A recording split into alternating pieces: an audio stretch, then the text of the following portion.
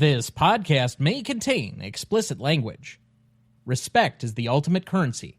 I was stealing from a man who traded his away for a few dollars. Inside Man is next.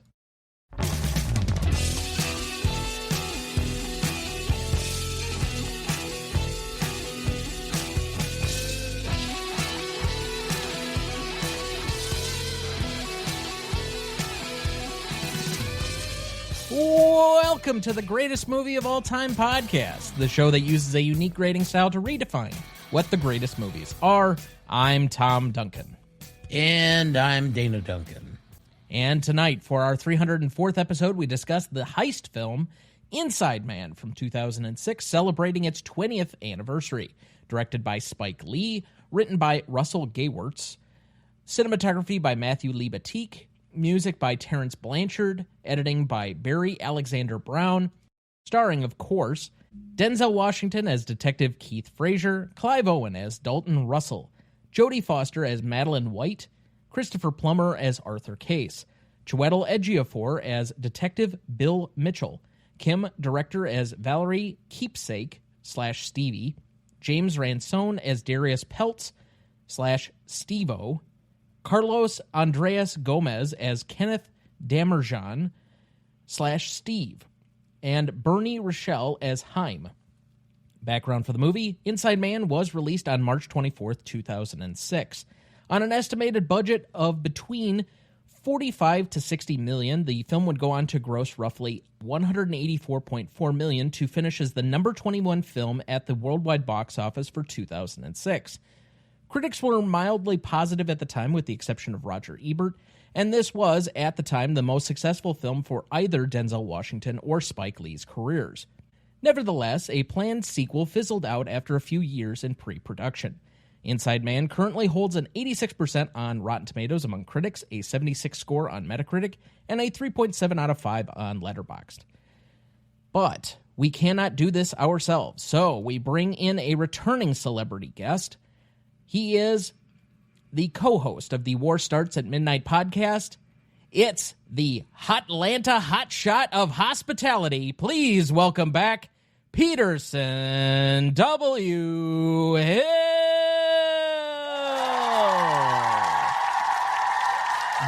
You know, it's probably only been about 3 months, maybe 4, but it feels like it's been 6 months. Because it has been. Has it been that long? You haven't been on since October. Dang. Okay. This is your longest stretch where you haven't been on the show. And then after this, I might go another 6 months. I'm pretty backloaded this year, I think. So your next one with us is in June. Mm. You're going to be guesting with Scott Cole for Clute, which I Fonda. haven't seen. Big D. Saw it a long time ago. Yeah, it's a good one. Early 80s. It's going to be interesting to have you and Scott together on an episode for once, especially given how much you trade back and forth in the Discord between each other. We're two just absolute nerds. Oh, yeah. I mean, it just, I haven't done the box office game or the pyramid today, but, I'll do it after this. I'll slam it down. Give it a late night and the old college try. Anyway, so how have you been, sir, since it has been 6 months?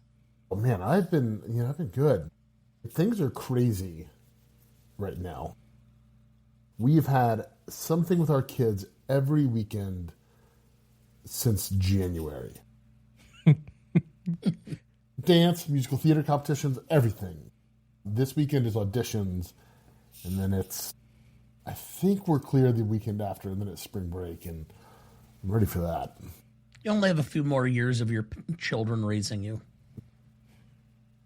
And that's, truly, my daughter is done at 9 o'clock on Mondays. I'm just like, how do we get here? She's 9. Well, you let them sign up for a bunch of stuff, and eventually it snowballs on you. Yeah, and it's, she came to us and said she had goals for herself. And things that she wanted to accomplish with in musical theater and dance. Really in dance wants to work on her tap. She's like, I want to be a great tapper, which is good. Hey, if you want to be in musical theater one day, tap is the way to go. It's about the best skill you can have in musical theater. Anywho, to our movie of the evening. Now, this is one that I'd seen once before, and I saw it with my brother-in-law and my sister at their house. It was one of those movies where I'd heard about it on the Rewatchables. I'd listened to the episode before I'd ever seen it, and they talked about it enough that I'm like, okay, I'll give this movie a try kind of thing, which is something we often say to other people to try our show that way. But in this particular instance, we were just searching around for a movie. Nobody could decide on anything. My brother-in-law, being the avowed anti-Spike Lee critic that he is, I did not tell him Spike Lee directed this movie. So then when we watched it, and he was like really involved in it, and afterward, that was really good. And I told him, yeah, it was a Spike Lee joint. You're kidding me. So I got him to actively watch and enjoy a Spike Lee movie. My work is done. Anyway. A lot of Spike in this, too. Dad, this was your first time with the movie. Yes, it was. So what did you think? I really enjoyed it. I figured you would. Took a few twists and such. There's some plot holes, but I think I kind of have the spackling to fill them with a little bit of wire mesh here and there. It was definitely written by somebody who didn't have experience with law enforcement and which departments show up to bank robberies. No, he was perfectly on. All bank robberies are handled by the FBI. Not in New York City. In New York City by charter has the specific jurisdiction to handle bank robberies. Because the FBI cannot get into New York City fast enough to make any impact. So therefore, the New York Police Department has jurisdiction and will call in under certain circumstances for FBI oversight and guidance. But otherwise, the New York City Police Department has jurisdiction on all bank robberies within the 5 boroughs. That must be why in Dog Day Afternoon, the FBI shows up like maybe halfway through, and everyone's a little surprised. This movie has a ton indebted to Dog Day Afternoon. It was written because the screenwriter actually was a lawyer. Well, that's not all it's cracked up to be. Well, maybe not. Some lawyers aren't very creative. You know what kind of law? No, I don't. I would say that he had to have some background, at least at some point in time, in criminal defense. Otherwise, some of this stuff would not make any sense. There had to be something there that he would have had some knowledge of. But I did not check on that. Even so, I thought this was a very good dad movie, which is why I put it on the list.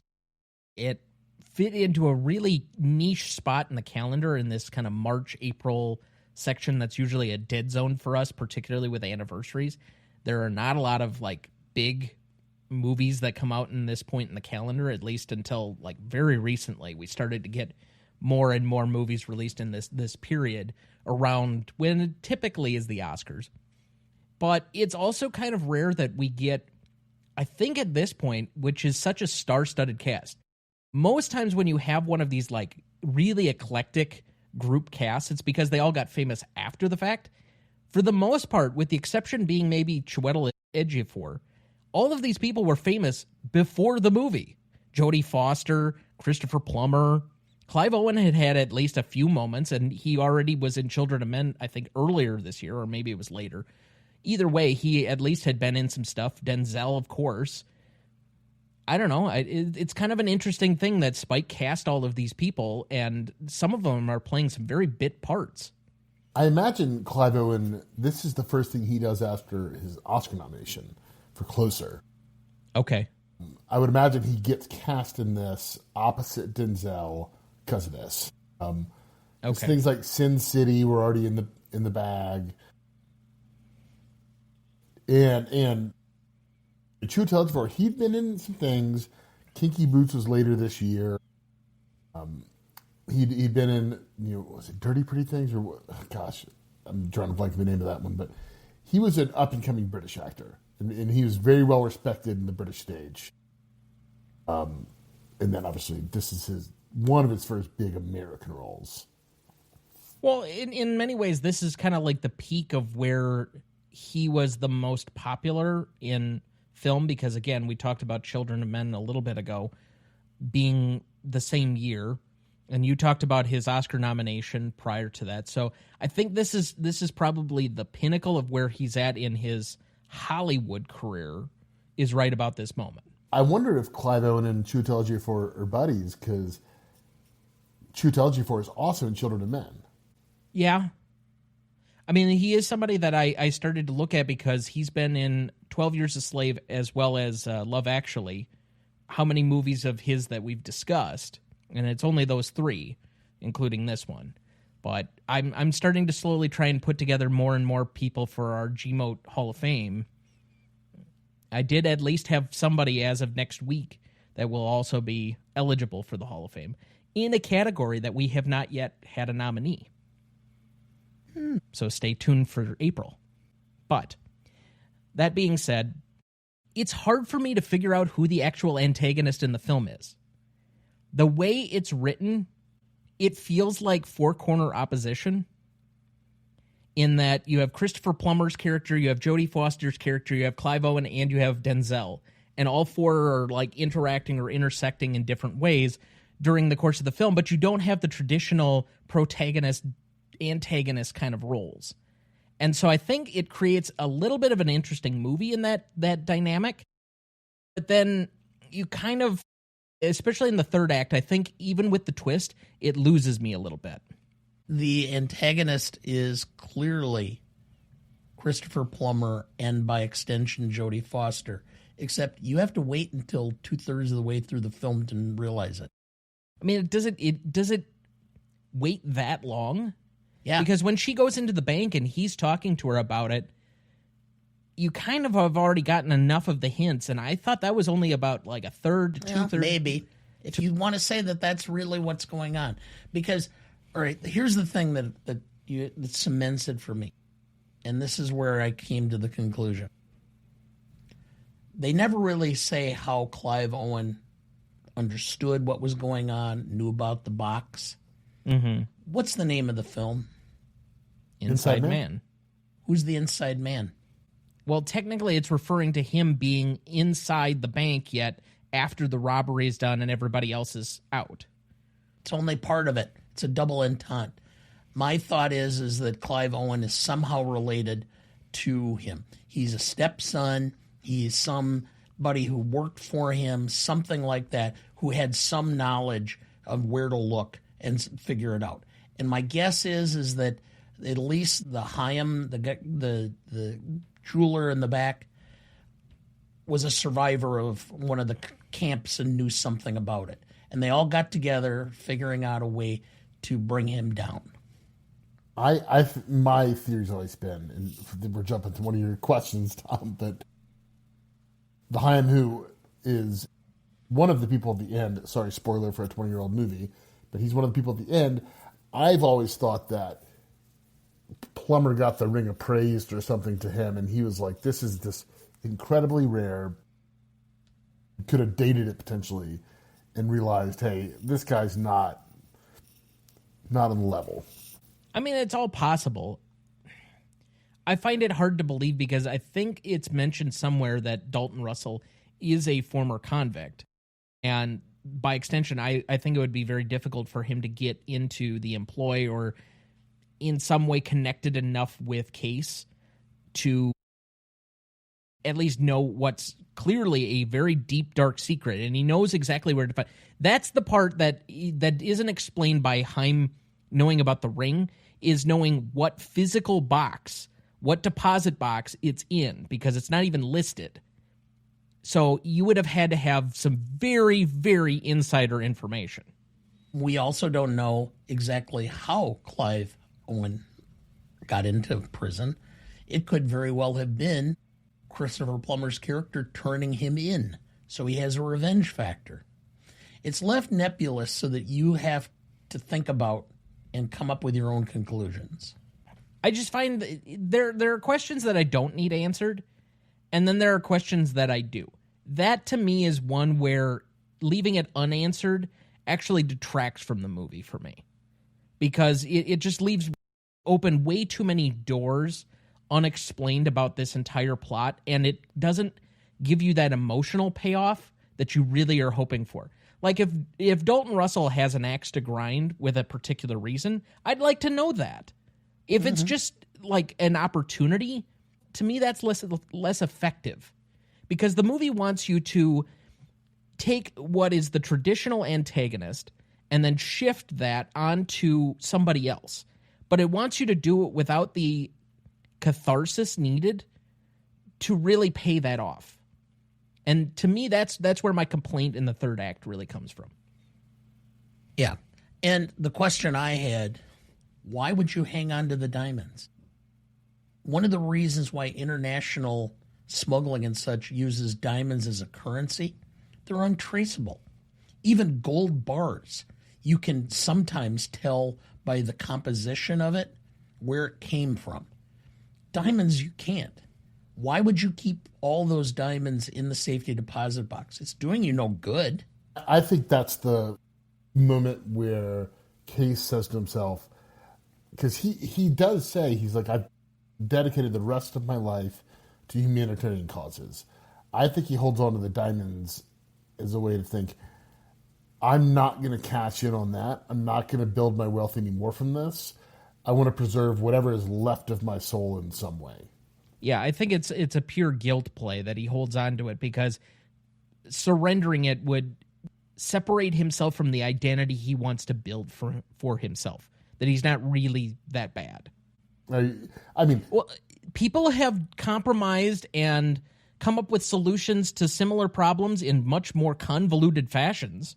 I mean, think about the amount of headspace that Bernie Madoff had to entertain to think that he could pull off such a gigantic pyramid scheme, and it was somehow, he was still okay. He was a good guy.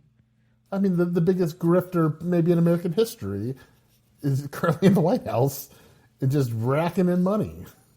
But most of the great wealth of this country, or familiar wealth, has been established by... Familial wealth? Yeah. You said familiar. I'm just clarifying. Familiar. Familial. Familial. All right. Anyway. All right. The Sacklers. Okay. The Rockefellers. The Kennedys. The Trumps. The Kennedys, to some extent. There were some other issues there. The Roosevelts.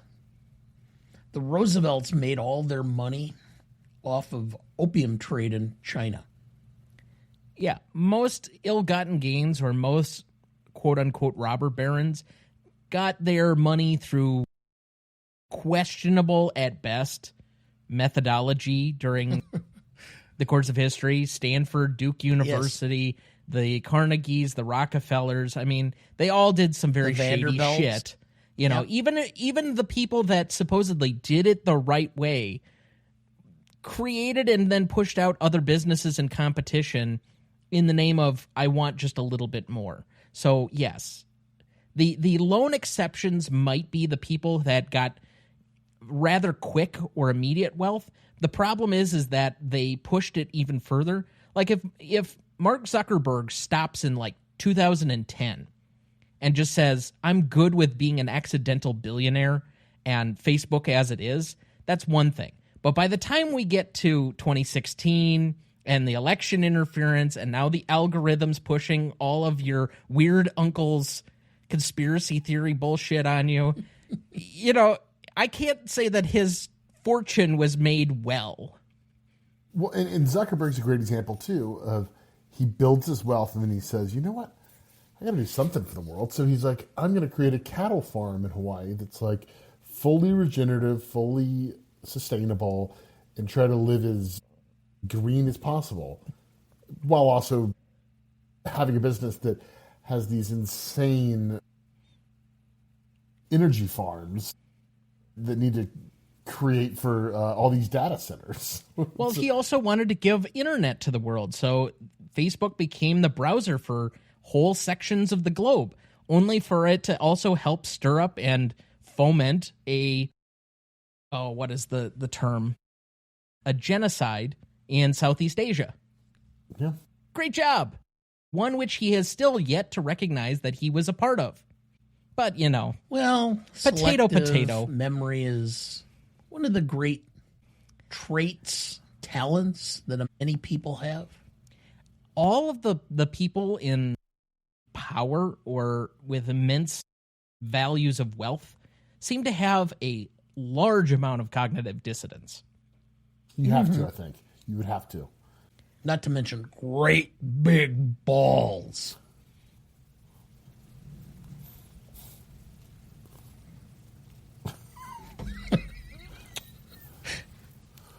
All I can suggest at this moment in time is that if you're not watching that moment in the YouTube channel, you really should. Kind of uneven, too. Not really. Well, is it like a 6-7 problem? It usually one side does hang lower than the other for almost every male. That is true. I mean, I'm just thinking about myself, not like that I've looked at a bunch of brain in the locker room or anything. But. Well, if you have, now is the perfect time to disclose it. Wing low, chariot. What the fuck? Where is this episode gone?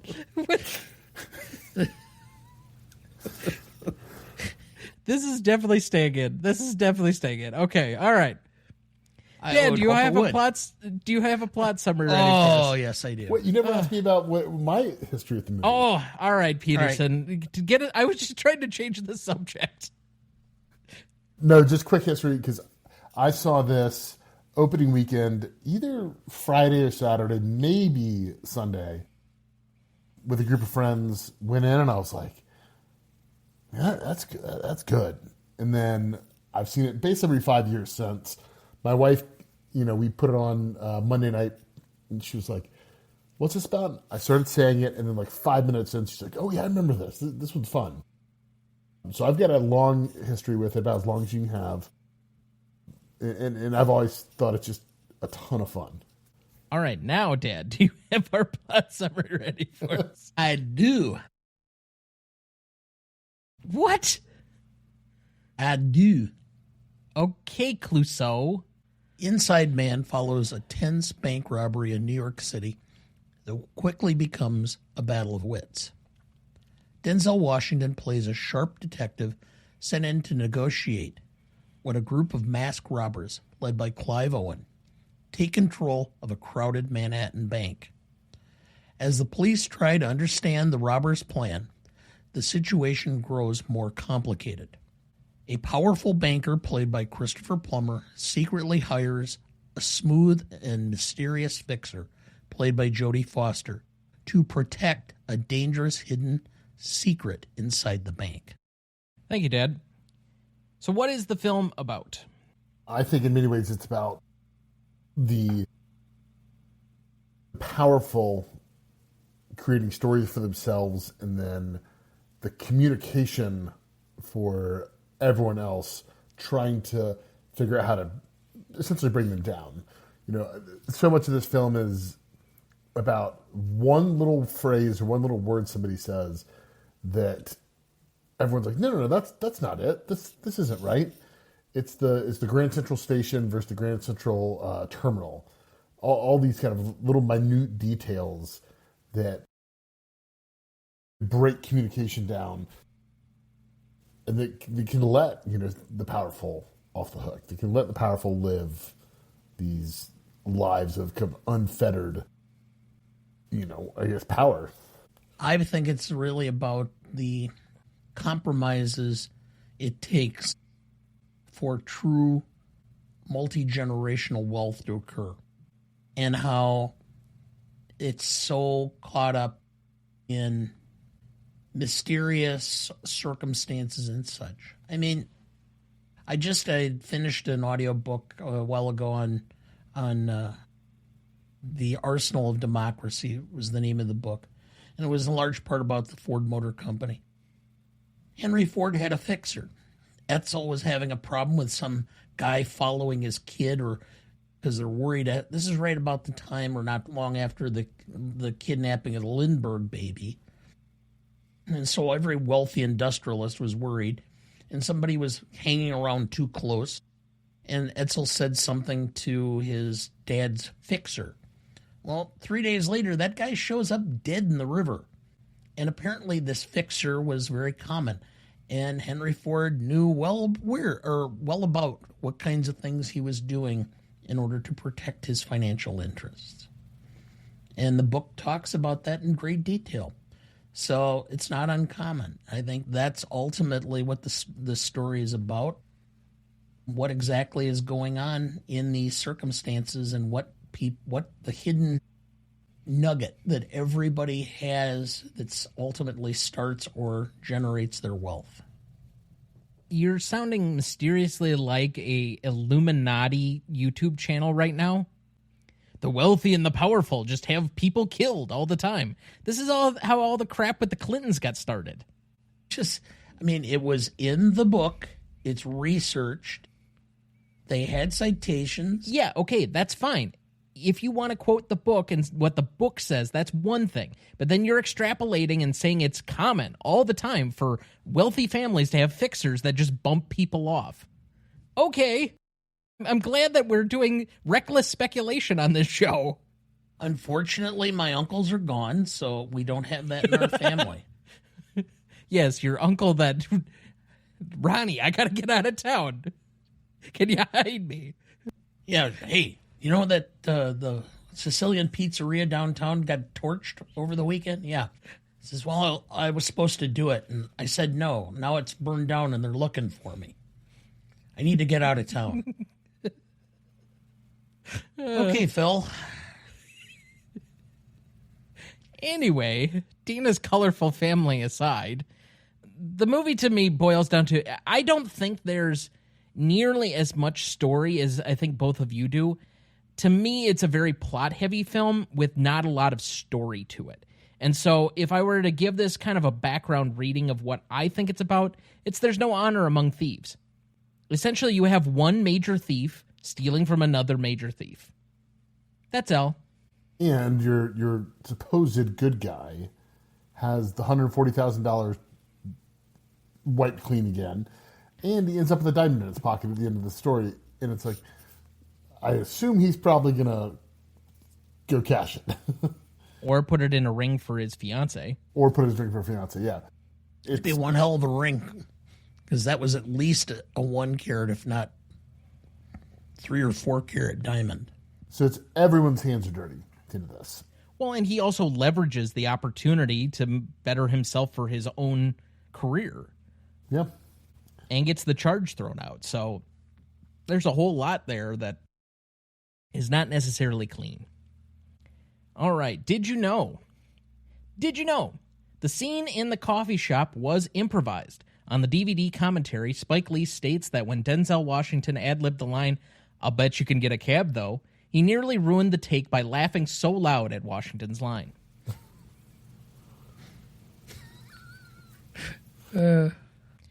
Did you know the scene in which the boy shows Dalton the video game he is playing on his PSP was not in the original script? Director Spike Lee added it to make a comment on gangster rap's infatuation with violence. Quote unquote. The game is not real, but was created by an animation house. You can definitely tell. Lee asked them to come up with the animation for the most violent game ever. So let's take GTA and then let's exponentially blow it up that the only way to get points is to kill everybody. It's not that much more violent than GTA, though. It's really not, but it's basically taking that as the baseline and then just ramping it up slightly. I mean, the grenade in the mouth is a little crazy, but... And also, yeah. it is pretty impressive that Clive Owen just grabs it and he's like, I know exactly what to do. He kills the guy, he puts a grenade in his mouth, like he immediately knows what to do. Yeah. Well, that's a good way for truth extraction. So call him the dentist?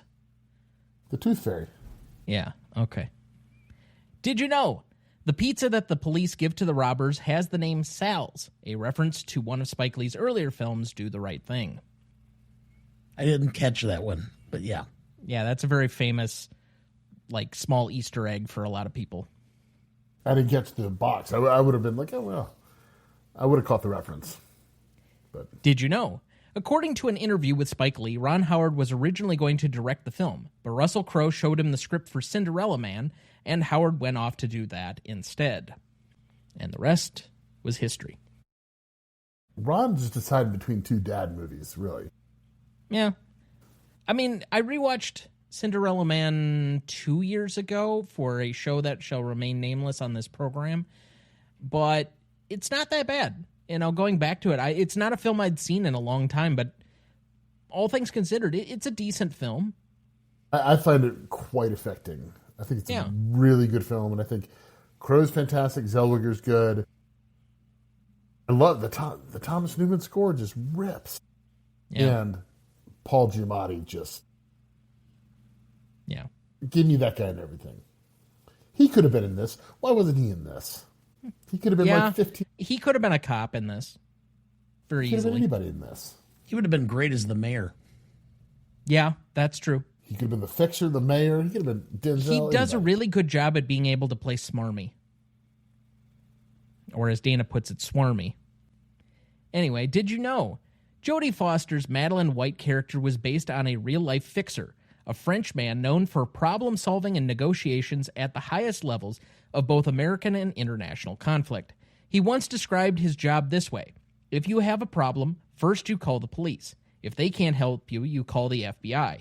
And if they can't help you, then you call me. Did you know? Marsha Jean Kurtz played a similar role as a hostage in Dog Day Afternoon, and Lionel Pena, who delivered pizza to the beleaguered hostages here, also performed the same task in the earlier film. I also noticed that in taking on this movie, Spike Lee wanted to do it specifically because he has said Dog Day Afternoon is one of his favorite films of all time, and so he wanted to kind of put his own spin on it. So with that, we will take our first break, and we'll be right back.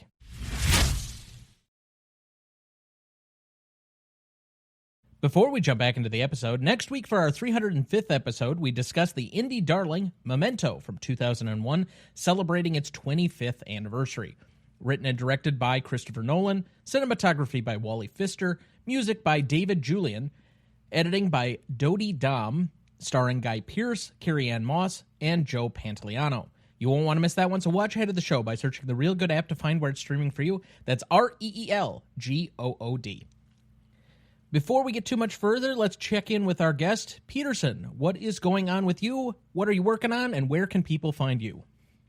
So, not much I'm working on at the moment. Been very, very hectic with life, so haven't been doing too much. Obviously, I'll be back here, in June? So yeah, check out the back catalog here, and it starts at midnight. Sounds good. When are you guys firing back up? We were talking today. We were throwing memes back at each other. We were one day. We're always talking about it. Okay. Have you caught the newest episodes of First Watch Rewatch yet?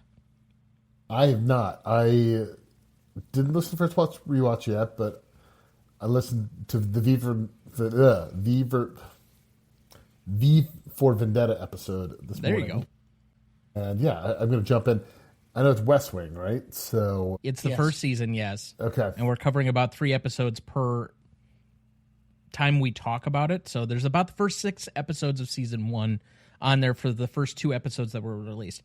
But I was just thinking overall, and this isn't something we've generally discussed, but I, at some point, would envision that we'll have guests on for that. And given your lack of show with your other cohorts, I just have a feeling that you're going to jump on some other programs. So yeah, I'm always free to jump on. And the West Wing's that for those first couple seasons are the best. They're so good. Oh my God, Martin Sheen is just extraordinary.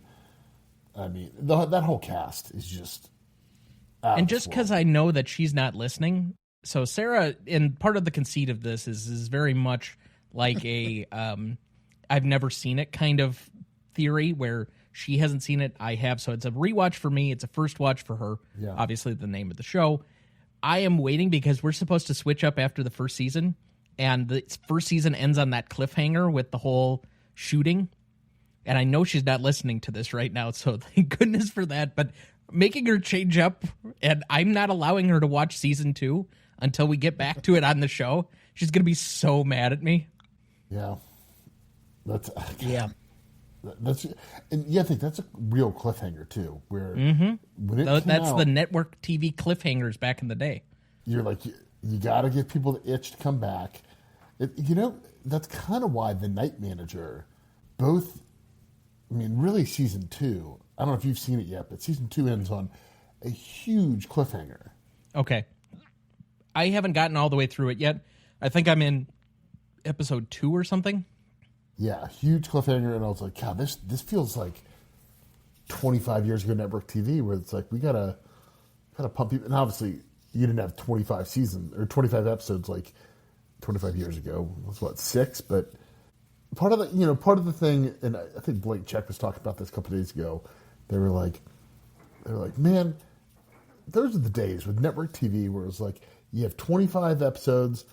7 are like certifiably great. 6 are like, they're going to the grocery store too many times and it's annoying. And then the rest are just kind of like middling fun. Yeah, but there's at least like a nice continuous plot, and you just enjoy hanging out with the characters. Yeah. And that's to me, more than anything, the death of the sitcom. You can't sustain a sitcom on like 10 or 12 episodes terribly well. I mean, yes, Bill Lawrence is really trying to hold on to that with Ted Lasso and Shrinking and now Rooster and all of these other shows. But the death of the sitcom has pretty much come and gone with the fact that there's no network television to pump these out at such a pace. Because you need to have that level of episode to develop the rapport with a cast to make it make sense. I think, Ted Lasso season 1 is, I think, so skilled and adept, and then it just gets progressively worse. Whereas Shrinking, I'm like, these are 3 great seasons. I've not watched yesterday's episode yet because I had to finish Inside Man, but I'm like, Shrinking is just, it's fantastic. It starts with a funeral. I'll say that much. Really? Maya? She can't be gone. Maybe she is. There's a lot of fallout from that. That's all I'll say. So, anywho, actually, there's also a lot of fallout in other areas of that episode from last week's episode. So, it's very interconnected. Wait, last week's was that the first one Bergen was on? Yes. Okay. But she's not in this one.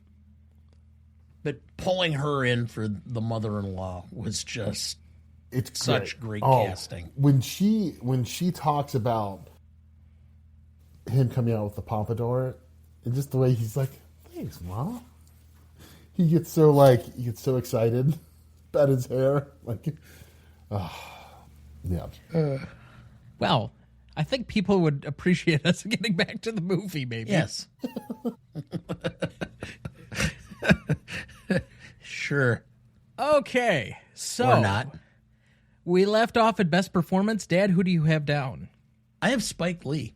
I was just mesmerized by some of the shot angles, some of the cinematography, some of the way it was shot, how he set it up. I thought it was really great directing. I was having a really difficult time with selections in these categories. I kind of defaulted to Russell Gewertz as the writer because I think this is a very plot-heavy movie. And so if it works for you at all, it's having to do with the twists and turns and some of the dialogue and such that is written into the script.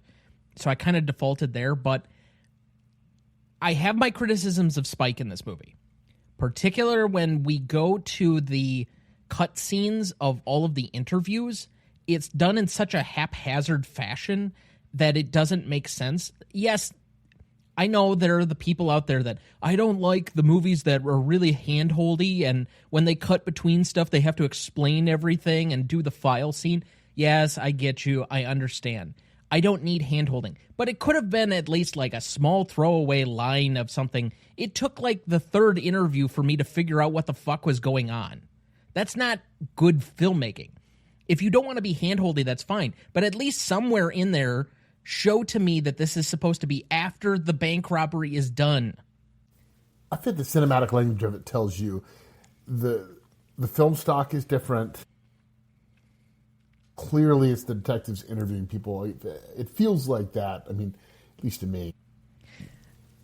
We're very experienced as an audience now where, like, Christopher Nolan's done this in a few different films. We're going to be covering one next week, Memento, that switches back and forth between color and black and white perspectives. He did the same thing in Oppenheimer. So it's not, like, unusual that Spike Lee uses a much darker and fuzzier image for those interview moments or shots. So, like, I got that it was supposed to be different and separated, but it took me out of the movie a bit to try and figure out where in the timeline this all was. And the one shot that I really have a problem with through the entire thing is why the hell is Denzel Washington on a Segway, like, running towards the bank? That was such a weird moment. Oh, you're not familiar with the double dolly shot. Okay. That is the famous Spike Lee double dolly shot. He's used it. He uses it in 25th Hour. That, I mean, it's a very famous thing he does, and it's supposed to mimic the chaos of the character. I mean, having been a Spike guy for a while, that's just part of it. It's where you're going to get with him. Okay. Well, I mean, I haven't watched enough Spike movies to really appreciate all of this. Like, I think I've watched 2.5, and one of them is this film, so he doesn't do it and do the right thing. Yeah, 2.5. What's the half? Malcolm X. I started it for like the first hour and didn't finish. Okay. I'm missing the first 5 minutes of Black Klansman. Oh, that's right. I'm sorry. I did see Black Klansman, so it's 3.5. But that also, I don't remember there being a double dolly shot in Black Klansman. There is. I just can't remember where it is. I know for a fact there is. Is it at the point where they put the bomb in the mailbox? It's been a while since I've seen it. It wasn't that like 2017, 2018? I think it's 2018, yeah. Yeah. I don't think I saw it only the one time, and I haven't revisited it at all.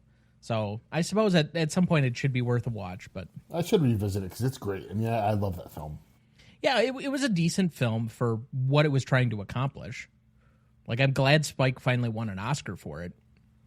But, okay.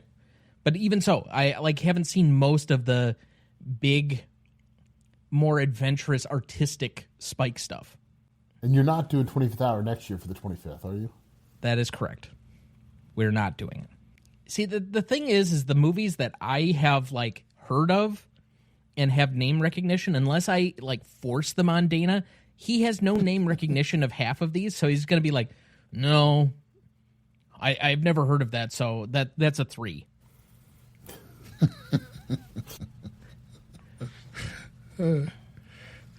You gave me the... Yes, if you want to go back and watch our entire list of the things that I gave Dana during our holiday period, there is a live episode where we chose what was going to be on next season. The entire list or the entire schedule is already done. I think Peterson signed up for like 7. I think I had more than that, actually. You might. I just said, hey, this is the list, and give me whatever you want. And you're like, nobody else has signed up for most of these, so it's all yours. Yep. Well, I waited until the last thing so that you could basically sweep in with whatever else that you wanted. So, all right. And start counting now. You're supposed to be on Nosferatu. You're supposed to be on the revisit of E.T. You're supposed to be on the revisit of Unforgiven. On the revisit of Superbad. On Ikiru. You're on Titanic. You're on Lady Bird. And that's it. So how many is that? I thought it was one more I signed up for after the fact because you need somebody else for a best picture that nobody picked. All the King's Men? That's still open. I didn't know that you had tried to sign up for that, but yeah, we're still missing. Be on because sure, I've saw it and I don't have nearly the revulsion that Tom has. Yeah, it's been my dead last of Best Picture rankings for all 5 years that my list has been produced. So we do not have anybody currently scheduled for The Deer Hunter, Lahain, Come and See, The Castle, which is our favorite to our super fan from Australia. We don't have anybody scheduled for The Pride of the Yankees, All the King's Men, Tom Jones, although, to be fair, I don't think anybody wants to subject themselves to that. We don't have anybody for Harakiri. We don't have anybody for The Revisit of Good Will Hunting. We don't have anybody for Lawrence of Arabia. I'll take a look at this tomorrow. So, just putting that out there, but all right. Anyway, so who was your best performance, Peterson? So I'm going to be with Dana. I think it's Spike Lee. I think this script, which, sure, Russell Gurwitz, or Gerwitz, however you say it, he might have penned the first draft of this thing. Spike had to have come in here and done some rewrites, because the guy has written, the next movie is Righteous Kill with De Niro and Pacino, which is horrendous. And then his most recent movie is it's called Inside Man 2, or Inside Man, like the sequel, that he just wrote and has nothing to do with Spike Lee, Denzel. So I don't think he's got much up his sleeve. But I think Spike directs the hell out of this thing. And he turns what could be a pretty simple script, and he just is obsessed with his themes of power, corruption, of all corrupting power. And it's got to be Spike. All right. And best secondary performances, I already gave mine with Spike Lee, so what did you guys have? Good, Dana. I have Denzel. Yeah, lockstep. Denzel. It's not his best performance. I mean, I know a lot of people like Training Day. I'm sorry, I still love him in those stupid Equalizer films. I think he is so as his good best in those. Performance. It's some of his best work. He just comes across as being so nonchalant, doesn't care. He just kind of, I don't know. You are leaning heavy into the dad films here. It is. I guess. I cannot. The Equalizer films are good fun, but they are not his best acting work. Come on. Well, the thing about Denzel is that he could take the dumbest, simplest line of dialogue and make it so fucking entertaining. That's why I have him for most charismatic here. Like, as the cop and the central figure, half the reason for watching the movie is just to follow him and what he's going to do. Yeah. And, like, there's lines that nobody would read like him. Like, when he says his name after he's going to get the promotion, he's like, Detective Keith Fraser! And it's like, no other actor would do that. Nobody would have that kind of courage. Yeah, there's no spirit. There's no extra, like, confidence in this part. If you put any other just straight white actor into the middle of this film doesn't work anywhere near what it does with him in this film. Like, he gives it an extra oomph. Imagine switching Willem Dafoe and Denzel. Dafoe, I mean, look, and I love Dafoe. But Dafoe has always been a career side piece character actor. Like, he is not a leading guy. But he gets all kinds of freak out there. He can be a dang ass freak, and he can make things really entertaining that aren't. But this kind of role, he's going to come to it and just be pretty straight by the number. And Denzel certainly is that, but he finds a way in every single role he has to give it that little bit of mustard, a little bit of paprika, but to spice it up a little bit. Let's take some of the major actors from this moment in time, okay? So this is like the first peak of both Leo and Matt Damon around the time of The Departed, because it's the same year. You put either of them in this role, it's completely unfit for either of them. Like, neither of them has the ability to take the certain charisma or the expert, like, confidence level that he has and lay it on thick, but without making it hammy. I think even if you put in, like, a Jamie Foxx in this role, who had just been off of his Oscar win for Ray 2 years prior. I think he overplays this role.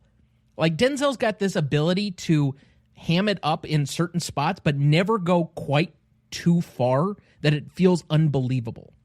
Yeah, he perfectly calibrates every performance he does. I mean, Denzel's, is he the best movie star ever?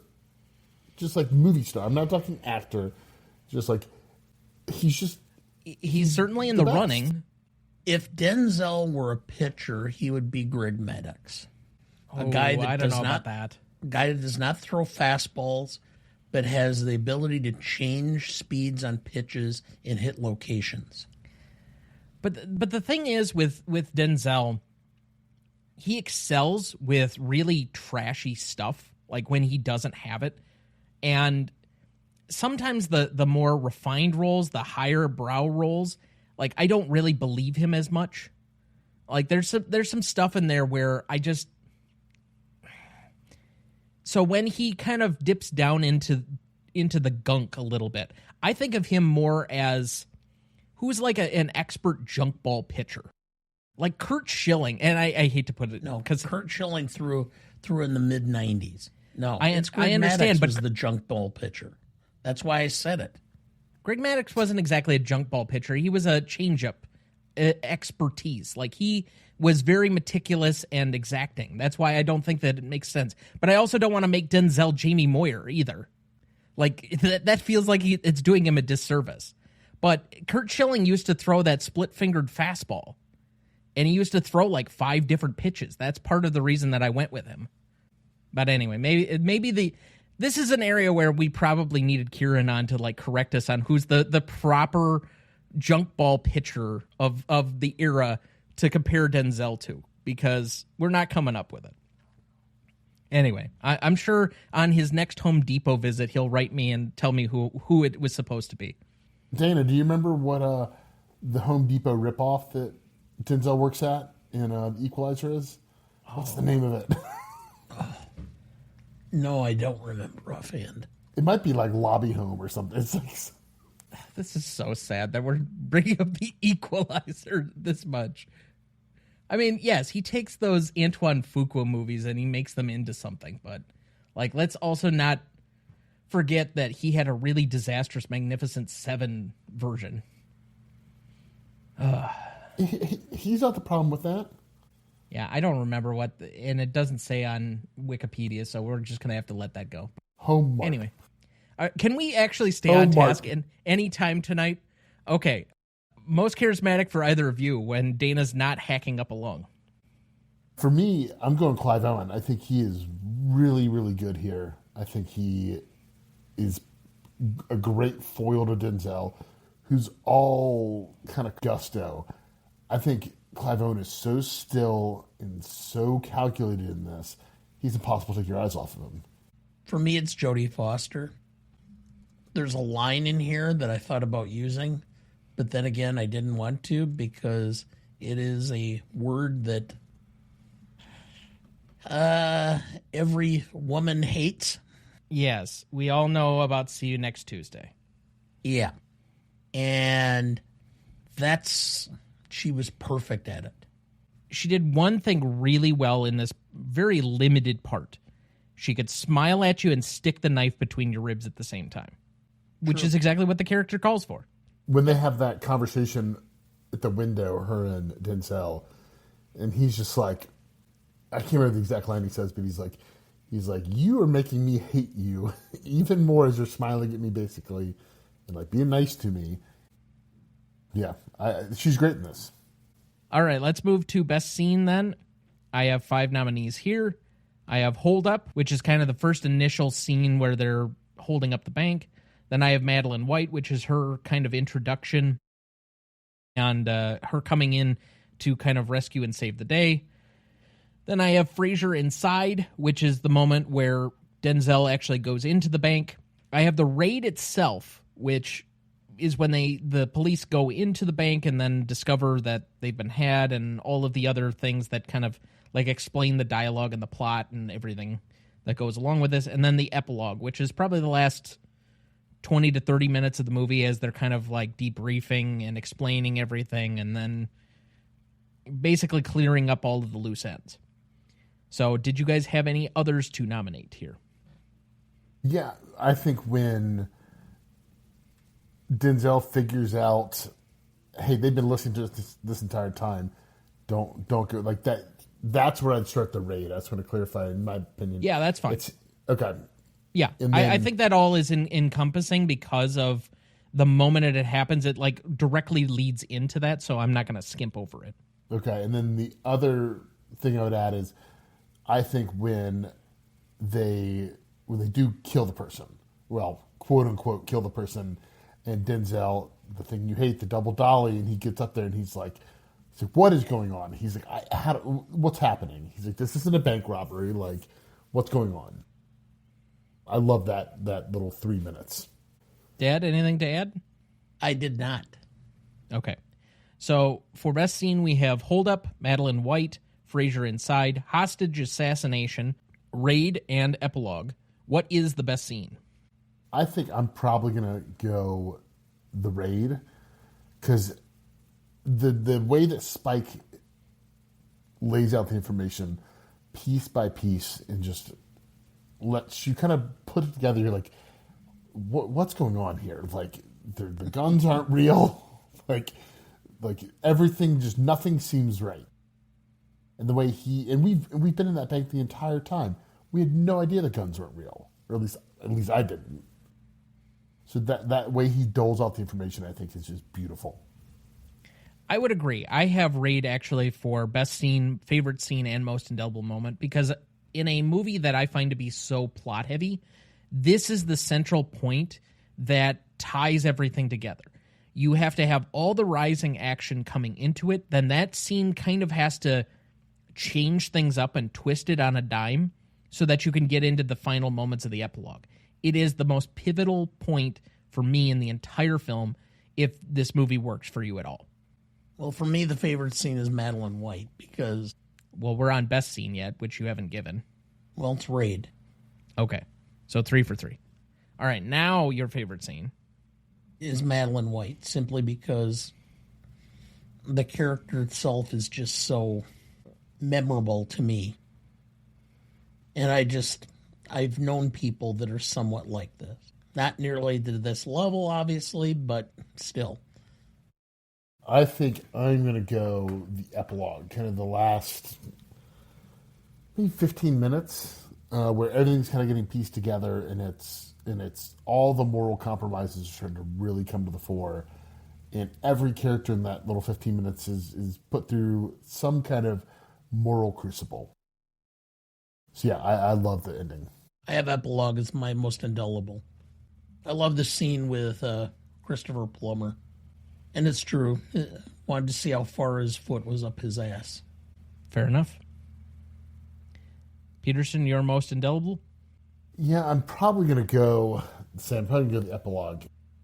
And if I'm Denzel, I'm having a glass of that whiskey, whatever it is. Because you know it's probably like a quarter of his salary for the year.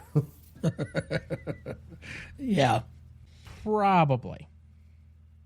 And if there's anybody that probably knows what that whiskey was and cost, it's probably that guy.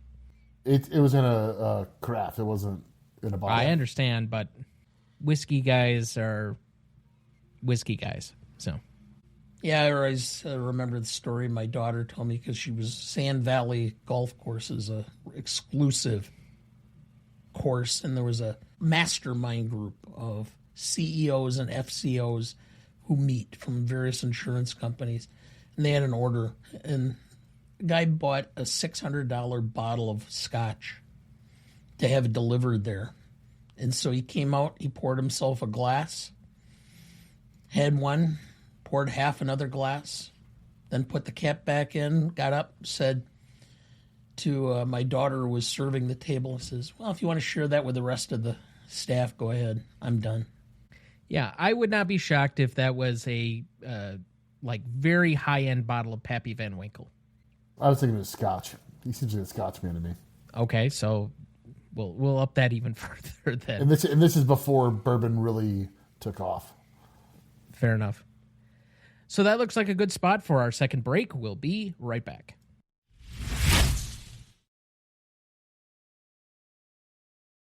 Before we jump back into the episode, and before we get to the Stanley Rubric in a minute, if you're ever curious about our Master Greatest Movies of All Time list that has every graded movie we've ever discussed on the show, there's a link in the episode description of every episode of this show, or you can go to RonnieDuncanStudios.com and find it as the top entry on the Greatest Movie of All Time podcast show page.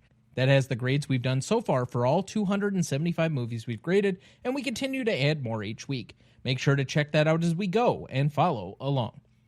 Dad, do we have anyone to remember this week? Yes. Matt Clark, 89. American actor, In the Heat of the Night, The Outlawed Josie Wales, The Jeff Foxworthy Show. Judy Pace, 83. American actress, Peyton Place, The Young Lawyers, Brian's Song. Unfortunately, I really don't remember either of these actors for any of their attributions here. I mean, I think I last watched Brian's Song when I was in 4th grade. So we're going like 25 years ago, I think. And I have seen Peyton Place. I'm sure I saw at least an episode of the Jeff Foxworthy Show. I saw Brian's Song when it was first on network TV in about like 1974 or 5. Ended up crying like hysterically when I was a kid because it just was so sad. Football player dying. Well, I mean, it is a very touching, moving movie from what I can remember 25 years ago. Now, the only thing sadder would have been if it made you a Bears fan. No, there's no chance of that. Yeah. Don't chase bad money with good. Anyway. I actually have a Brian Piccolo football card. Wait, because it's been probably 20, 30 years since I've seen it too. Does Khan die or does... No, it's Khan. Khan dies, okay. Yeah, Billy D. Williams does not die. He goes into the Hall of Fame. Okay. Anyway, so we commemorate these here fondly for their contributions with a moment of silence in their honor.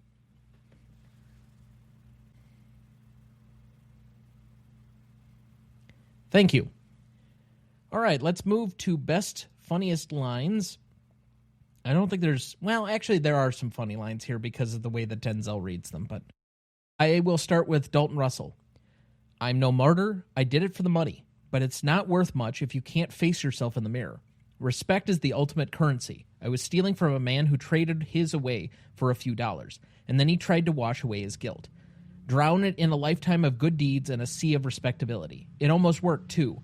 But inevitably, the further you run from your sins, the more exhausted you are when they catch up to you. And they do. Certain, it will not fail. Dalton Russell. This time next week, I'll be sucking down pina coladas in a hot tub with girls named Amber and Tiffany. Keith Frazier. More like taking a shower with 2 guys named Jamel and Jesus, if you know what I mean. And here's the bad news. That thing you'll be sucking on, it's not a pina colada. You don't read it with enough verve there. Then you'll be sucking on a pina Okay, colada. sorry. I don't want to pretend that I have coolness.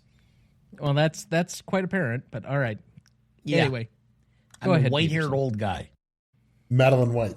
Well, detective, there are matters at stake here that are a little above your pay grade. No offense. Keith Frazier. Well, why don't you just tell the mayor to raise my pay grade to the proper level and problem solved. Vikram Walia. Fucking tired of this shit. What happened to my fucking civil rights? Why can't I go anywhere without being harassed? Get thrown out of bank. I'm a hostage. I get harassed. I go to the airport. I can't go through security without a random selection. Fucking random my ass. Keith Frazier. I bet you can get a cab, though. Vikram Walia. I guess that's one of the perks. Keith Frazier, come on. Let's go down the street to the bar. I'll buy you a drink. Dalton Russell. Thanks, but I'm trying to stay away from bars right now, if you know what I mean. Dalton Russell. Fact is, all lies, all evil deeds, they stink. You can cover them up for a while, but they don't go away. My last one. Keith Frazier. All right, I've got them where I want them. Detective Bill Mitchell. Where's that? Keith Frazier. Right behind me with my pants around my ankles. But it's a start. Madeline White. You know, there's a famous saying by the Baron de Rothschild: when there's blood in the streets, buy property. I'm out. I'd be out too. Okay. I'm done. Then let's move to the Stanley rubric. Legacy is up first. This is a measure of the legacy of the film approximately 5 years after it came out to today. So roughly 2011 to today. What is the legacy of this movie as shared between two equal yet separate groups? The industry and the audience, 5 and 5 points apiece for a total of 10. Dad, would you like to go first or second here? I'll go second. I think when you think of Denzel movies, this movie does not come up very often. When you think of Spike Lee movies, this doesn't come up very often. It has a decent cast, but is this something that people are like actively seeking? It doesn't have cult following status. Within the industry, it's just kind of forgotten. It's one of those movies that's thrown up on multiple different streaming services at once for the most part. And I think people enjoy it as like a cable movie, but that's probably the majority of the legacy. So because it was not like a huge hit, there was never any follow-up, and people just kind of moved on, I'm going to say this is a 2 for the industry, but I think it's a 4 for the public. Based on our office poll, yes, Kieran, we did it again, there were enough people that at least knew of the movie, had seen the movie, talked glowingly about the movie, and for the most part, it was all the like 40-year-old dads in the audience that knew of this movie. So I'm going to give that a 4. I have a 6. All right. Industry, I'll agree with your 2. I don't see much else for it. And for the public, you know, sure, there's been some people that have seen it, but I had never even heard of it. That's not a barometer of anything. We've already proven on multiple different levels. This period of time from about 1990 to about 2010, you have a very large hole. Yeah, I know. It's called raising a family and building a practice. You see So- this? This is my violin playing for you right now. Oh. You know, because Yeah, as okay. Peterson is here, and as many of our guests have children and still get to the theater and still consume mass amounts of movies, no one has any sympathy. Okay, good. I'm glad. Mm-hmm. Walk in my shoes and we'll see. But anyway, Well, I suppose none of them had me for a son, so that's in your favor there. yeah. Anyway, I'm at a 2.5 for the public. So I'm at a 4.5 overall. I don't think this has had a big resonance. Yeah, there's people that have seen it maybe. And I don't say it's just dad films, because I did look back and see who commented on it. And we had a few people who are more cinephiles, Kira being one of them, who's, what is she, at 30, 31? I don't know. I don't guess women's age. I know that's one of the 3 things that you never guess or ask about from women: weight, age, and pregnancy status. Well, Just there's a never do fourth, it. But they violated it in this movie quite often, which is cup size. Once is quite often. A couple And- of times they were talking about it. I only remember the one time. At least there's a lot of staring. Well, okay. I mean, that happens a lot in real life, so. So I am, this is the kind of perfect, it's not a home run, but it's a stand-up triple. It's a solid film, and I think the industry, you've got Jodie Foster, Christopher Plummer, Chiwetel Ejiofor, Denzel Washington, Willem Dafoe, Clive Owen. It's the kind of film that has a stellar cast that, it certainly helps all of their careers, because it makes a decent amount of money. It's not a world beater, but it makes a good amount of money. People see it. It certainly raises the tide for, probably Denzel, Chiwetel, and Clive Owen. Plummer and Foster we put aside, and Defoe's not in it quite enough to really do much for him. But I mean, it's the kind of perfect film that, we don't really make much of anymore. It's not a mid-budget. I mean, it's definitely a high-budget film, but it's, this today would be either $200 million and be all explosions, or it'd be $10 million and go straight to Netflix. So this is that kind of invisible field now that we had 20 years ago that I really miss. So I think industry-wise, I'm going to go with 3. And then general public, I'm going to go to 4. I think people saw this at the time, and then they remember it, and I think remember it fondly and continue to go back to it.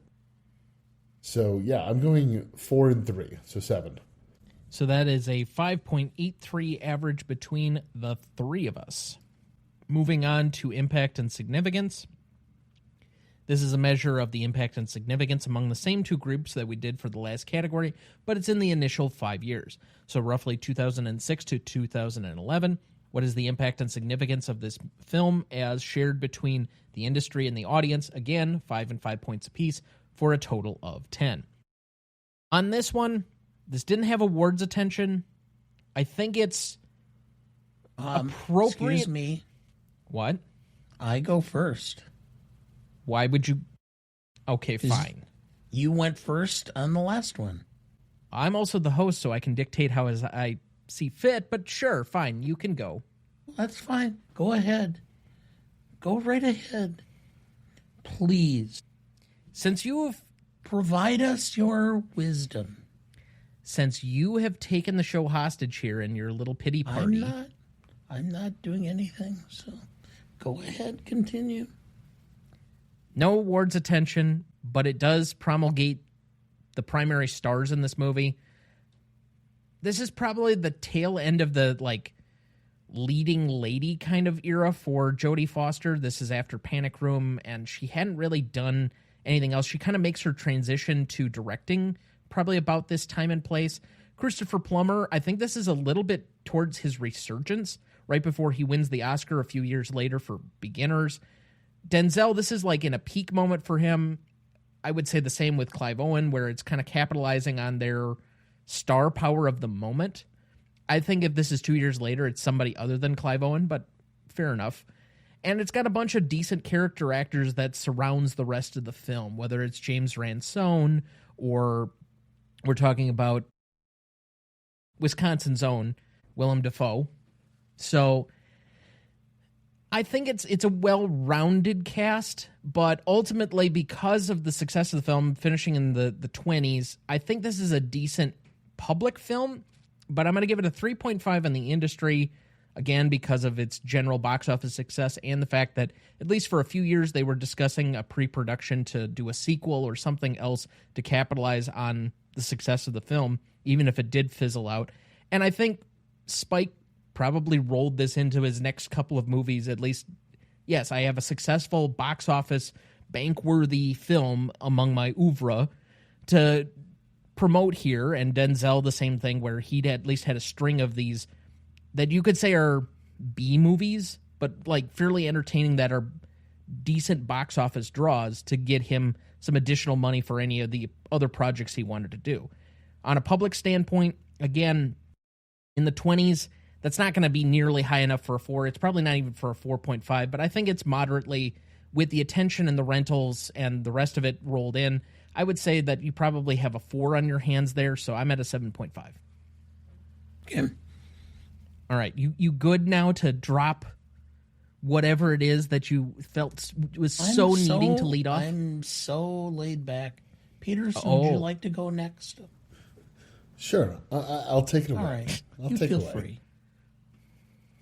So, yeah, I think, Tom, you're onto something with this being the cast. I think 2 years later, maybe 3 years later, Clive Owen's probably not your guy. Maybe 4, but this was right when he gets his Oscar nomination. They're trying to make him a leading man. And I think some of those go really well. I think this is probably the best he is at leading man territory. I think he's really good here. Obviously, Denzel, this is the same year. Later this year, he's directing The Great Debaters, which got some awards attention. Didn't get nominated for anything, but Glenn Powell's in it. Obviously, True Intelligence before it rises his ship. And then the very next film Spike Lee makes after this feature length, he's always doing something, but he makes Miracle at St. Anna, which is a 3-hour World War II epic. A movie I do not really care for. I don't think that movie really works very well. But I think because of the cachet he gets from making this film, he then gets his blank check to say, oh, let's make your 3-hour World War II film with almost no action and kind of an incomprehensible plot that starts in the 1980s and then flashes back to World War II. I think also starts with a bank heist, if I remember correctly. But so yeah, I think that certainly industry-wise really helps this in the initial 5 years. I'm going to give it a 4 there. And the general public, I think the same thing. I think this was a really hot movie, and especially for an R-rated film. Yes, it was in the 20s for box office, but that is an R-rated film. Adults went to go see this movie. It's not like it's Iron Man when you can take you, your wife, and your 2 kids. This is a date night movie. This is, adults going to see it. So I think a 4 for those initial 5 years too. So yeah, give me an 8. So that'll be a 7.75 between the two of us, since somebody's over on their nonchalant corner. Well, is it my turn now? No, we're just going to skip right over you. Okay. This is great podcasting. Oh, you said you were skipping over me. Sorry, I guess I didn't understand. Well, anyway. Industry, I'm at a 3. I think it did give a little bit of juice, but again, not a huge boost. And I think the public did enjoy the film when it was released, and it did have a nice bump up on rentals. This is about the time, if you remember, we saw Christopher Plummer on the stage in New York. That was a couple of years later. Was it that far? It was like later? 2010, so it was like right before he won his Oscar. I didn't think it was that far later. It was that far later. Because we didn't go to New York until it was Annie Marika, and that was spring of 2010, summer 2010, somewhere in that range. No, because it was. Mm-hmm. I thought it was Simon and. No, that was the Miami trip. Okay. Well, anyway, we saw him and Brian Dennehy do Inherit the Wind. Yes. But that was also the same trip where we went to D.C. and Mom led us on a 16-mile hike through the national malls. That was with Sharunya, wasn't it? No, we had gone to D.C. before that with Sarunya and Malta, but that was 2005. Yeah, I know. Yeah. That day I had 21,000 steps. Yeah. So the next year is Inherit the Wind revival with Plummer. Okay. God, Dennehy and Plummer, that'd be good. Mm-hmm. It was good. Got to meet Dennehy. Was waiting around for Plummer, but he ended up having to do an interview, and so he didn't come out. So, unfortunately, I would have liked to have done that. But anyway, so I'm at a 6.5 overall. Okay. So that's a 7.33 average between the three of us. Glad to be included. All these great decimals here. Novelty, this is a measure of the originality of anything having to do with the movie for 5 points, as well as the execution on anything in the movie for an additional 5 points, for a total of 10. Let's let our esteemed multi-time, 5-time club member guest lead off this category. Yeah, so I think as far as the story goes, it's a bank robbery. It's been told a million times, but I do think it brings some new kind of excitement to it from a script perspective. I think it's rated a 3. And then I think execution-wise, Spike is doing a lot of really interesting stuff here. And he creates what is kind of a run-of-the-mill, pretty good script. And I think he infuses it with a lot of really interesting dynamics on power and greed and corruption. And I think I'm at a 4 for execution, so I think I'm at a 7 for the two. I'm right there with you, except I went slightly different. I think from a novelty aspect, I had it at a 3.5, but I have it as an execution at a 3.5. Enjoyable, but I have my nitpicks in there where I've already mentioned several of them. I think it had some third act problems. I think it has some continuity problems at times. I think some of the characters aren't completely developed for as long as the movie is. It's, 130 minutes, I think? Yeah, it's right at 130, yeah. 210. Yeah. So for that long of a runtime, you would have expected that we have a little bit more character development, but we really know nothing about Dalton Russell or any of the other bank robbers. We know only what we need to know, I guess, about Case. Otherwise, the most character development we get is Frazier. We don't know jack shit about his partner, and we know very little about Madeline White, other than she's just kind of a stock character in some ways. So we don't even know if Case is married. I think it's got some script issues. But, all right. Anyway, so with that, I ended up at a 7 as well. I am also at a 7, but I have it a little differently. I have originality to 3, a little bit higher up. I think if it were not the twists and plots, it'd be about a 1.5. Execution, I have as a 4, and it's the central piece where they're interviewing the witnesses. It took me several of the interviews to figure out what was going on, that this is a flash forward. It shouldn't be that way. It shouldn't come out clearer than that. There were some other problems I had with it. But by the same token, the first several minutes of it, the camera angles, the cinematography involved, how the thing was shot from a lower point of view, higher point of view, making Denzel look taller, and then the criminals being shot lower, etc. I thought it was some great camera work, and I thought it was great execution. There were just some holes in it that, I can't give it anything higher than a 4, so I'm at a 7. The one thing I'll say about execution that I didn't mention that I just really love is Terrence Blanchard's score. I think is so good in this movie. I really do love the compositions for this. All right, so that is a 7 average between the three of us. Classicness. This is a measure of how well the film has aged or not. It can be a number of different factors. Usually it's harder to calculate up rather than down. So instead of starting at a midpoint of 5, we start at a baseline of 6 to give this a little bit more weight towards that side of things, as classicness is somewhat wont to do. But because this category lives in the gray, we will turn it over to our senior nuance correspondent, Dana. You're letting me go first on this one? No, I just meant the other Dana that's off screen. I'm glad. Come in, other Dana, please. Yes, I didn't want to, have problems with, but okay. Oh, Jesus. Yes.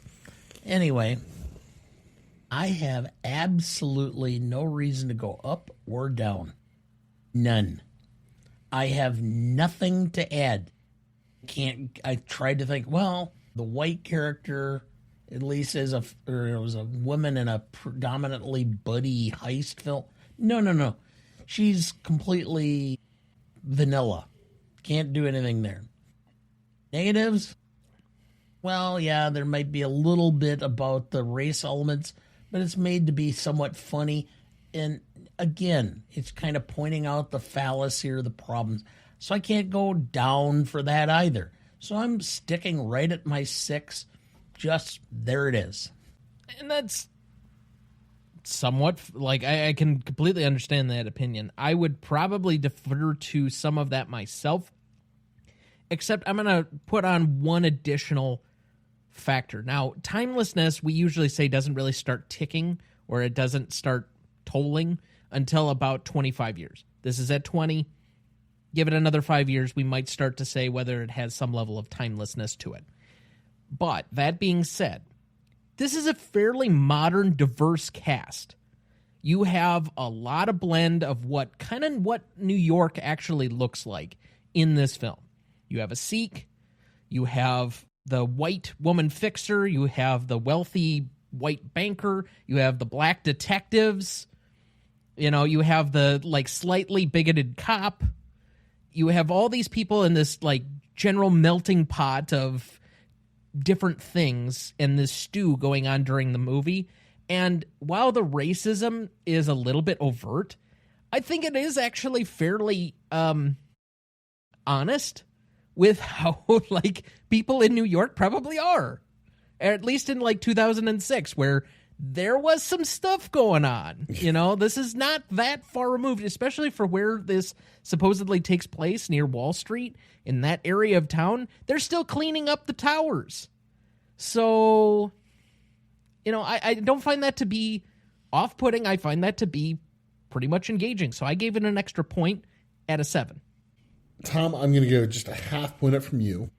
And I'm going to piggyback on what you're saying, and I'm going to say as well, I think this is a really good post 9/11 movie, like a really good encapsulation of the fear of the city. Like my wife, when they do the raid and all the peoples are coming out, and she's like, "They're shooting them? Like, what are they doing?" Like, and obviously the rubber bullets, but just the hysteria and I'm like that's crazy. First, I mean, just like the tensions were so high, everyone was like, is it terrorists? Is it? And like, no, it's bank robbers. Like, these are bank robbers. I think it's a really good post 9/11 movie. And then, as you said, I think truly is a melting pot. We have so many different cultures represented. It's interesting that the two detectives are black. It's Chiwetel Ejiofor and Denzel Washington. And Willem Dafoe's kind of the side guy. He's the number 2 guy. He's not really in charge of. He's in charge of the ground. He's not in charge of the negotiation. And so I think this is just a really interesting tapestry. And I think that it captures the spirit of New York after 9/11 in a way that not a lot of movies could. So 7.5 for me. So that's a 6.83 average between the three of us. Finally, we get to rewatchability, where we normally start with our guest, who I'm sure has his own subjective test. I think it used to be, what was it, the towel and whether you've completely dried yourself off in the hotel room type of thing. Yeah, you gotta have the you're kind of cold because your hotel room's always a little bit cold. It's like, do you get dressed quick or not? No, but so for this, I mean, my metric here is really, I've seen this, I probably saw it 2 or 3 times in the years right after, from like 2006 to 2010 or 11. I probably saw it, 2, 3, maybe 4 times. And then now it's like every 5 years I check in. I'm like, oh yeah, let me pop on Inside Man. So I think that'll hold at a nice little 8. I think it's a really solid 8. I don't need to watch it every year. There's enough twists and turns if you wait every 5 years or so that you've kind of forgotten some of them. And so when things happen, you're like, oh yeah, that is how it played out. So I think 8's kind of the perfect way to land at this. I'm at a 7. It's a film I'm going to rewatch. I enjoyed it. It's kind of film that I can see throwing on. Your mother hasn't seen it. I'm sure your grandmother hasn't seen it. That type of deal when it's a Friday night or a Saturday night and they can't decide on anything. That type of deal. So, I'm sorry. I gotta ask. You say that almost every week. In fact, I would say it's almost every other week that I show you a new movie or there's something that's like a favorite of yours that, yeah, this is rewatchable. And then I would beg to guess that you have probably not rewatched any of the movies you've said that about. I don't. I'd have to look, but I think that's not accurate. I mean, I'll start looking at your letterbox here as you start to tick stuff off this year, but the amount of things, like, for example, V for Vendetta, you said specifically last week that you could see yourself showing that to somebody else and rewatching it with them. I doubt it's going to be Mom, but, let's say Sarah's significant other, John. I could see you probably introducing. It's got enough action in it. There aren't a ton of characters. It's a very small, contained cast. He could probably keep up with it. That'd be a good movie for somebody like him, who has some issues with certain movies. Yes. But let's be realistic. When are you going to watch V for Vendetta with John? I don't know. I was mentioning Josh O'Connor this morning to your mother, and she couldn't even remember that he was in the Knives Out film. Well, let alone in The Crown, which is where she probably should have seen him. But she didn't watch Challengers with us. She got to watch the Churro getting bit. Mm-hmm. That was a good scene. But he's good in Knives Out. I love... really good in Challengers. Yeah, I love Wake Up Dead Man. God, I love Wake Up Dead Man. All three of them are very good. It's not my favorite one. It's my favorite of the bunch. I think it's the best. I think it's got the most to say. It's the best acted. I kind of like that Benoit Blanc doesn't come in for an hour. Oh, God, it's good. I love it. Anyway, all right, so we have an 8 and a 7. I've tried to take more of an objective look at this, and I feel like maybe I'm a little bit low because I'm putting my own spin on the ball here. Originally, I had this one at a 6.5, but I think that this is enough of a dad movie that maybe I should move this up and probably split the difference between the two of you. So I think probably a 7.5 and then a 7.5 average is probably warranted here. Yeah. All right. Worrying he's going to wear out the calculator.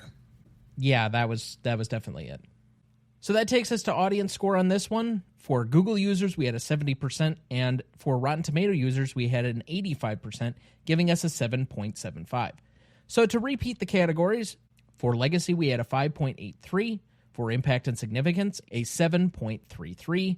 For Novelty, a 7. For Classicness, a 6.83. For Rewatchability, a 7.5. And Audience Score, a 7.75, giving us a final total of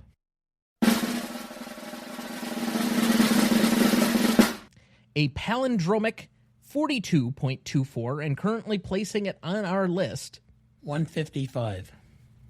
So 167. at number 212 between Caddyshack and Big. Two very normal films. I mean, there's a lot of casual viewing movies that fall roughly in this region of the list. We've got Silver Linings Playbook. We've got The Notebook, Slapshot, The Birds, Love Actually, The American President, Almost Famous, V for Vendetta, 2 Indiana Jones films. So, I mean, it's not... Yeah, that seems about right. Yeah. This isn't like a highbrow film. This is an enjoyable movie, but, you know. This is kind of the same watch for me as The American President. Yeah. I'm going to put it on, really good, pleasant, has just enough intelligence to it that I'm not going to it's not rotting my brain, but it's not like I've got a ton of heavy lifting to do. Yeah. It's a good dad nap cable movie. You know what the plot is, roughly. You can wake up at about any point and you're just like, oh yeah, okay, now I'm back in. Yeah. That's what this film is. And for some dads, it's Caddyshack. Like mine. My dad gave me a VHS of Caddyshack for my 13th birthday. Okay. Well, at least your dad didn't try and show it to you when you were 8 and then forgot to skip over the nudie parts. I think he's he rushing for the remote. Oh shit. I forgot about this one. He probably did. And look, my dad showed me. I went to see Cliffhanger in theaters. It was my first. I think it's my first R-rated movie. All right. So, as always, if you have any questions or comments or thoughts, you can write us at greatestaltimemoviepodcast@gmail.com. You can find us on any of our socials at GMOTPodcast, or you can write us on our website, RonnieDuncanStudios.com/GMOTPodcast. Okay, let's get to some remaining questions for this one, of which I have a few.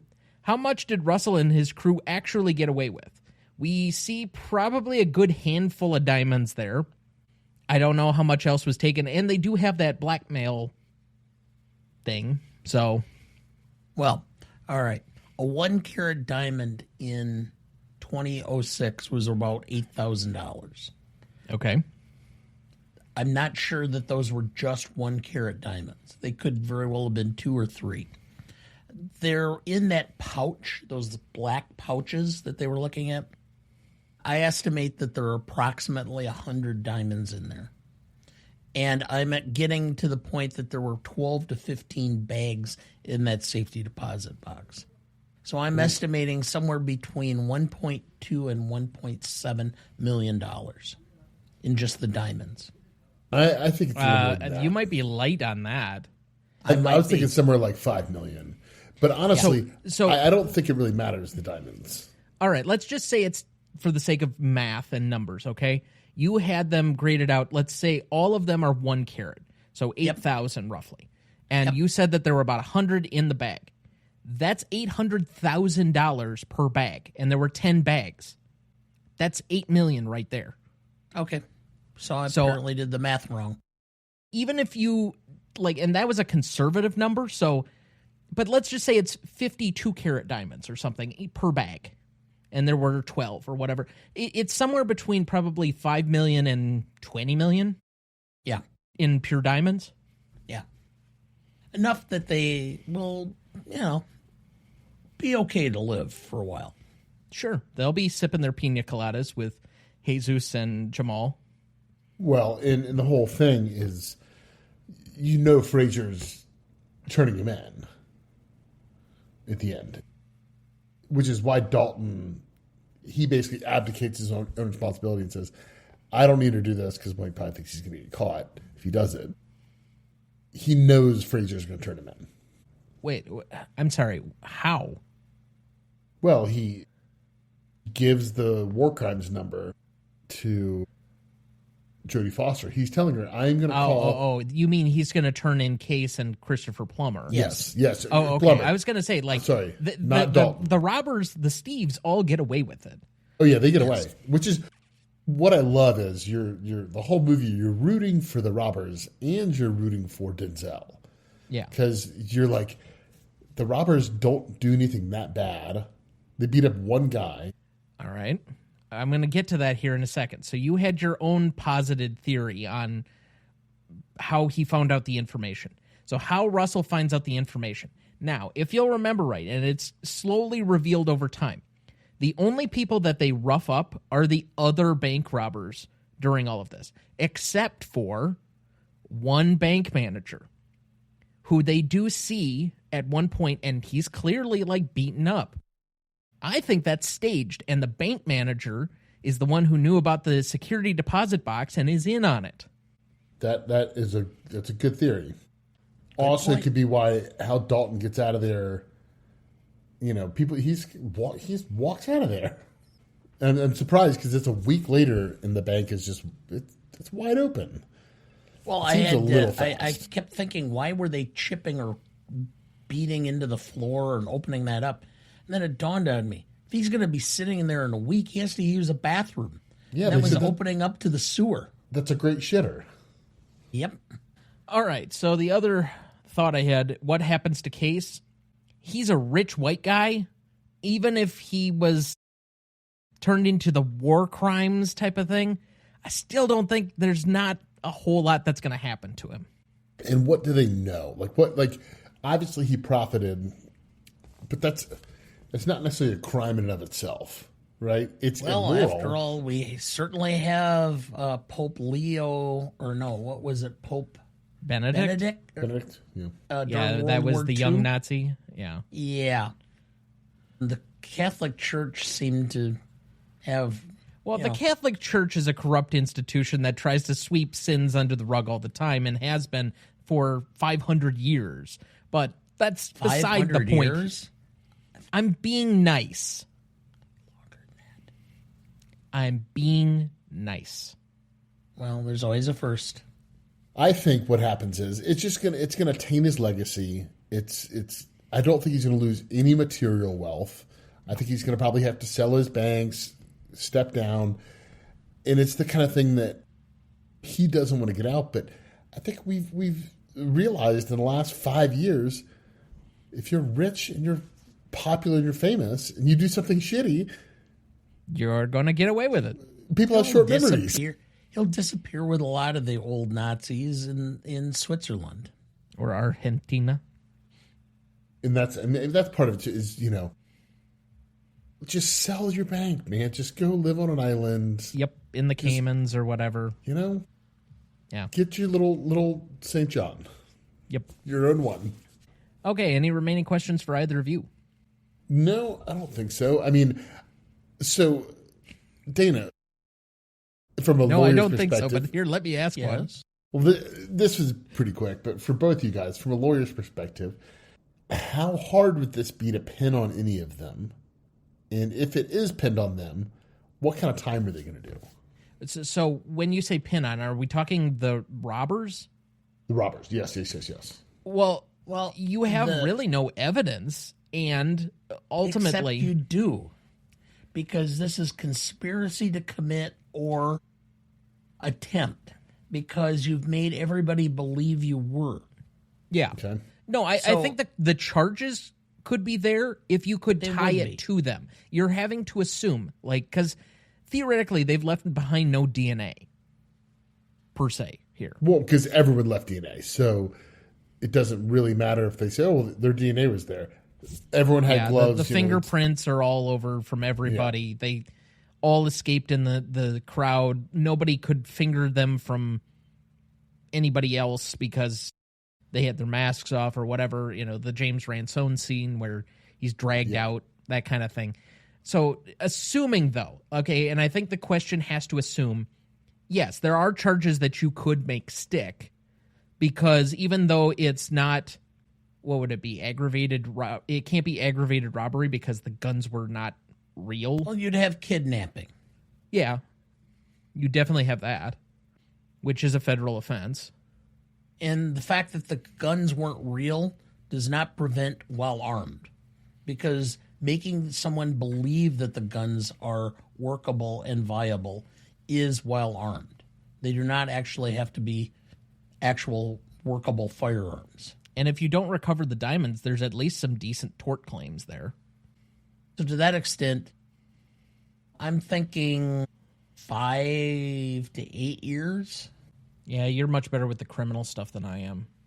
I mean, I did it for 17 years, so... I mean, I'd have to defer. Yeah, I think they're not doing, heavy time because, again, part of it is in order for them to have a robbery charge stick, Case would have to admit that he had the diamonds and all of the rest of it, which he didn't seem like he was really willing to do.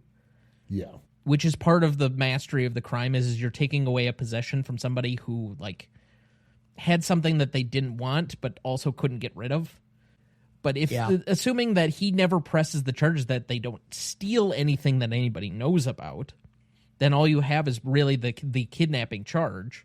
Well, and then it's probably kidnapping per victim, but then you may tie it all together. So then it's a question of, do you stack the charges or do you basically treat them all as one? Well, I would imagine, too, they get arrested.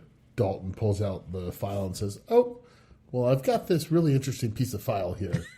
And Arthur Case is like, I'll pay whatever to make this go away. $1 billion to the city of New York, whatever it takes. Yeah. There will be a lot of money exchanged under the table. Yeah. Oh, of course.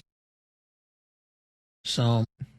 And you can find all of that information on Dana's new legal channel, which is, to my chagrin, going to be unedited. About time.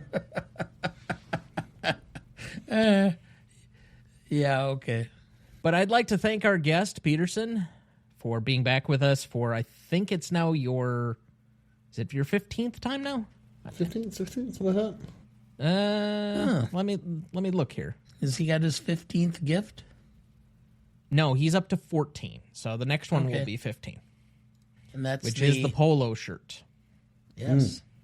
You'll have to let us know whether you want long sleeve or short sleeve. I would assume short sleeve, considering Atlanta. I'm in the South.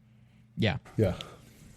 But anyway, you will be back with us again in June for Clute, if not before that. But please again remind the people what you're working on and where they can find you. Well, we just talked about something I was going to do in like 2 weeks. Did we? Yes. Yeah. I know. No, yeah, so catch my back catalog here, obviously at Gmote, and then War Sharts at Midnight. We've got a great back catalog there. Did you say War Sharts at Midnight? Oof. Man, that sounds rough. Yeah. I mean, I've had those before. The ones where you wake up and your colon feels like it's on fire and you gotta go run to the can, but it's that meme of the evil, quote unquote, evil guy from Home Alone who says, "Oh, pulling up to Taco Bell at midnight. Mm-hmm. This is where you want to be, feel bad about yourself." Okay. Anyway, moving on. So yeah, War Starts at Midnight. Great back catalog there, as well as a back catalog of writing at psychodrivein.com. And yeah, catch me back here in the coming months. All right. Dad, any remaining thoughts for the week? How are you going to spend your post-Oscars malaise? I've got to prepare for our next show, which is on short notice. And then next week, I will be going to the Beloit International Film Festival for 4 days. Looking forward to that. It's my hometown. They have some pretty good stuff. And then a couple weeks after that, I'll be joining you in Madison for the Wisconsin Film Festival. So, sounds good. Add hopefully some decent documentaries and some shorts and some other things that I really enjoy, and looking forward to it. We should try and get some of our critic friends to come, but we'll see. As for me, I know that we mentioned it before earlier in the show, but First Watch, Rewatch, the first 2 episodes did go up this last weekend.